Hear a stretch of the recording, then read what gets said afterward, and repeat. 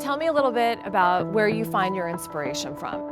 I start a project by trying to find the thing that nobody else sees.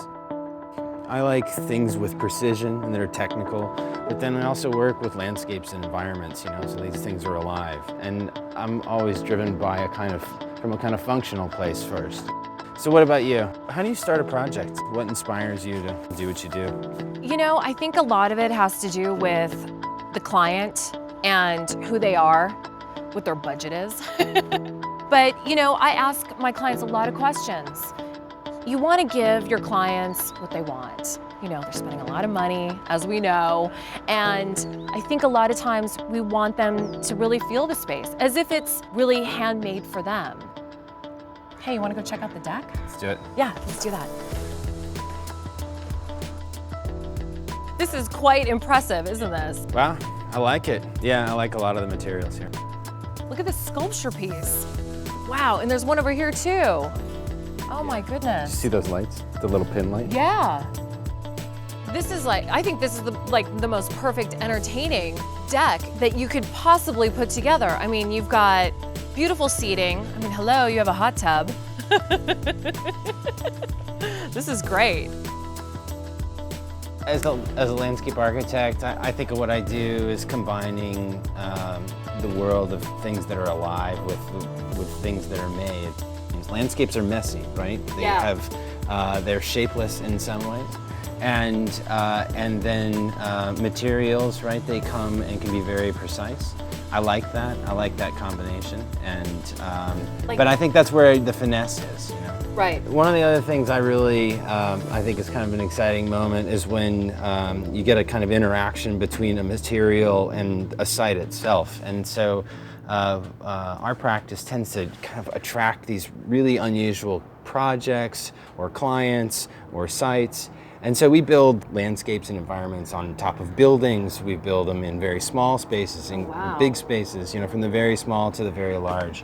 Do you have a kind of palette of a go-to set of materials or a set of colors that you always kind of like to work with?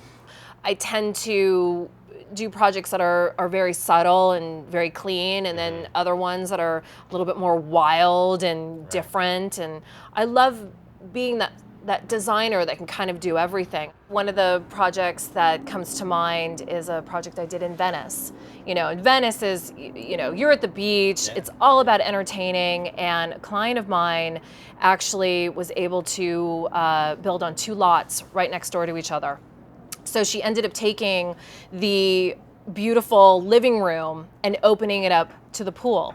So the colors that were inside, we ended up bringing outside. And it was just an extension of this dining room, living room area that it's just like another room. For products like this to exist is amazing, and to last, and the longevity. I put Trex kind of in a different material category itself. This material is interesting because you can do things with it that you can't do with wood. I mean, it's material properties, right? How it can be formed, how it can be machined, how it can be detailed. Right. But the different environments you can use it in are actually much wider, right? With the kind of effects you get from ultraviolet rays, you get from, say, in a marine environment. This product for a marine environment is great. We do a lot of work on the coast of California, in Malibu, and so that salt air will just kill everything. Salt, sun, wear, and once you do it, you don't want to undo it, right? I'm always thinking about. I'm always in favor of the smart way to do something. This material is a recyclable material. That's a lot of what I do. I work with a lot of vintage products, repurposing them, and I think that's really important about this product. I love the fact that, they've got these really great colors to work with, and also that you can manipulate, these materials and not just make things, so straightforward. There's a lot of curvature, there's a lot of bending of materials, which is really interesting to me, especially on the deck that we're on right now.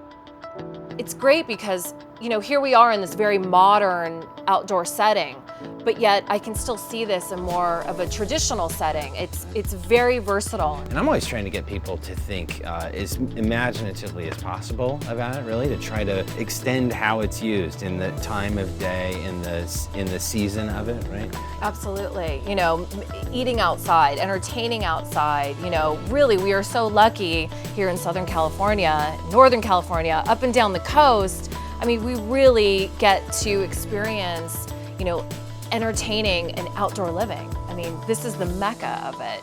I get to eat outside all the time and I feel very, very lucky. So it's great. Lucky you in Southern California. Exactly.